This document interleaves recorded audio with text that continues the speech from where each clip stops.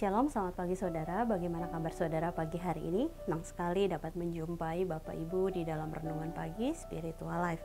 Bapak Ibu, pagi hari ini kita akan kembali merenungkan firman Tuhan yang diambil di dalam Kisah Para Rasul 28 ayat 17 sampai 29. Saya akan bacakan bagian perikop firman Tuhan ini bagi kita semua.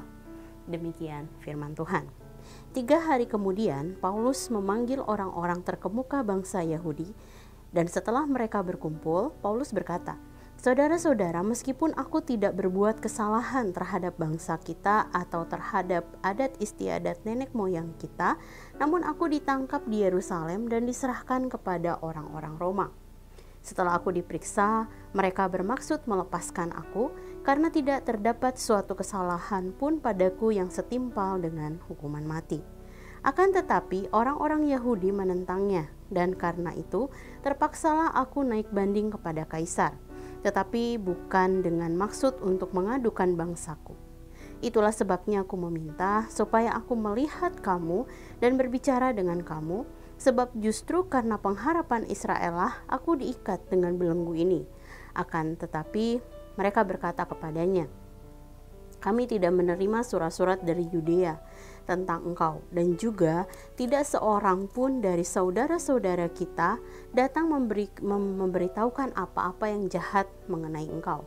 Tetapi kami ingin mendengar dari engkau bagaimana pikiranmu, sebab tentang mazhab ini kami tahu bahwa di mana-mana pun ia mendapat perlawanan.'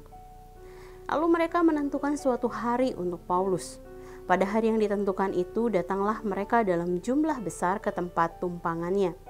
Ia menerangkan dan memberi kesaksian kepada mereka tentang kerajaan Allah, dan berdasarkan hukum Musa dan kitab para nabi, ia berusaha meyakinkan mereka tentang Yesus. Hal itu berlangsung dari pagi sampai sore. Ada yang dapat diyakinkan oleh perkataannya, ada yang tetap tidak percaya. Maka bubarlah pertemuan itu dengan tidak ada kesesuaian di antara mereka. Tetapi Paulus masih mengatakan perkataan yang satu ini, 'Tepatlah firman yang disampaikan Roh Kudus kepada nenek moyang kita dengan perantaraan Nabi Yesaya. Pergilah kepada bangsa ini dan katakanlah, kamu akan mendengar dan mendengar, namun tidak mengerti. Kamu akan melihat dan melihat, namun tidak menanggap. Sebab hati bangsa ini telah menebal, dan telinganya berat mendengar, dan matanya melekat tertutup, supaya jangan mereka melihat dengan matanya, dan mendengar dengan telinganya, dan mengerti dengan hatinya, lalu berbalik, sehingga aku menyembuhkan mereka. Sebab itu kamu harus tahu bahwa keselamatan yang daripada Allah ini disampaikan kepada bangsa-bangsa lain, dan mereka akan mendengarnya.' Dan setelah Paulus berkata demikian, pergilah orang-orang Yahudi itu dengan banyak perbedaan paham antara mereka." Dan renungan pada pagi hari ini berjudul Pembicaraan dengan orang Yahudi di Roma. Bapak Ibu, Kisah Para Rasul 28 ayat 17 sampai 29 memiliki latar belakang kisah Paulus sebagai tahanan rumah, dan kemudian ia mengundang para pemimpin Yahudi ke rumahnya. Hal ini Paulus lakukan dengan tujuan untuk menceritakan tentang kisah perjuangannya, mengabarkan berita Injil dari peristiwa ia ditangkap, diperiksa, dibebaskan oleh pemerintah Roma karena tidak didapati kesalahan, namun kemudian menerima pertentangan dari bangsa Yahudi berkaitan tentang kebebasannya tersebut. Setelah itu, para pemimpin Yahudi meminta pertemuan lain, di mana Paulus diminta untuk kembali menjelaskan tentang Injil Kerajaan Allah. Dan setelah Paulus mengabarkan tentang Injil keselamatan tersebut di hadapan para pemimpin Yahudi, respon mereka ada yang percaya, tapi ada juga yang tetap menolak Injil. Pada kisah akhir catatan kesaksian para rasul abad pertama ini, Paulus mengulang pernyataan Nabi Yesaya yang menegur kekerashatian umatnya. Sebab meskipun kabar Injil diberitakan berkali-kali, atau bahkan Allah menyatakan perbuatan ajaibnya di antara umatnya, tetapi mereka tetap tidak mendengar, mereka tetap tidak melihat dan tidak mengerti kebenaran tentang kerajaan Allah. Hati bangsa Yahudi telah sedemikian keras dan menolak keselamatan yang daripada Allah. Padahal apabila kebenarannya dinyatakan dan perbuatannya yang ajaib disaksikan kepada banyak bangsa, tidaklah mungkin hati yang keras tidak mengalami perubahan. Pikiran seseorang ditambahkan dengan hikmat dan pengertiannya, hati mengalami kelahiran baru. Tetapi karena bangsa Yahudi tetap menolak Allah, maka Allah memberikan hukuman kepada mereka. Saudara, dalam perjalanan kita mengiring Tuhan, seberapa sering firman Tuhan yang saudara baca atau dengar menegur saudara tentang sesuatu hal? Lalu bagaimana respon saudara terhadap teguran tersebut? Apakah saudara tetap mengeraskan hati sehingga bahkan menjadi tidak ingin mendengar firman Tuhan lagi? Saudara, adalah sesuatu yang tidak mungkin apabila kita mendengar firman Tuhan dan tetap bersikap netral. Tidak mungkin kita mendengar firman Tuhan dan tidak berubah.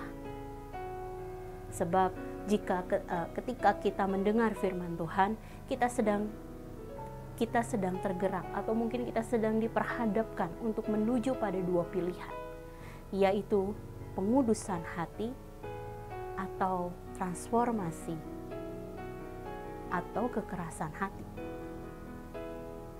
Bapak Ibu, mari responi firman Tuhan dengan hati yang lembut dan penuh kasih, sehingga hati kita semakin dikuduskan dan kita bertumbuh semakin serupa dengan Kristus.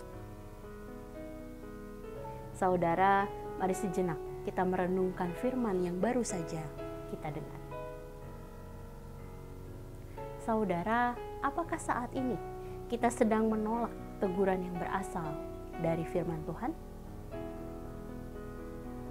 Bisa saja teguran tersebut berkaitan dengan kebiasaan buruk kita, atau mungkin ada pikiran yang menyimpang dari kebenaran firman Tuhan. Mari dalam waktu-waktu di mana kita mengoreksi hati ini, datanglah pada Allah untuk menerima teguran tersebut. Mintalah pengampunannya atas dosa yang masih kita hidupi dan lakukan. Kemudian bertumbuhlah dalam keserupaan dengan Kristus.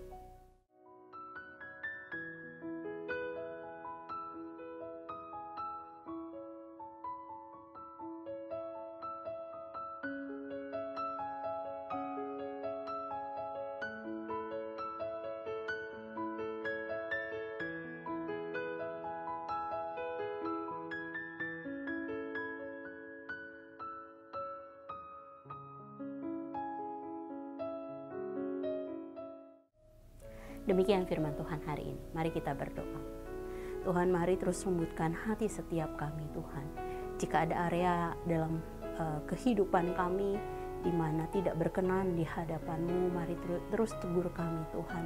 Mari buat kami memiliki hati yang lembut sehingga kami bisa meresponi firman Tuhan dengan taat, Tuhan. Sehingga kami bisa meninggalkan segala sesuatu yang merupakan kedagingan yang tidak menyenangkan hati-Mu, Tuhan. Dan kami dapat hidup sepenuhnya hanya bagi Engkau. Kami percaya Allah menolong kami percaya Roh Kudus akan membimbing kami di dalam pertumbuhan kami menjadi serupa dengan Kristus. Dan kami mau serahkan sepanjang hari ini hanya ke dalam tangan kasih-Mu. Kami percaya Allah akan menolong kami di dalam segala hal yang kami kerjakan. Terima kasih. Di dalam nama-Mu Tuhan Yesus kami berdoa dan mengucap syukur. Haleluya. Amin. Selamat pagi saudara, selamat menjalani hari bersama dengan Tuhan. Tuhan Yesus memberkati.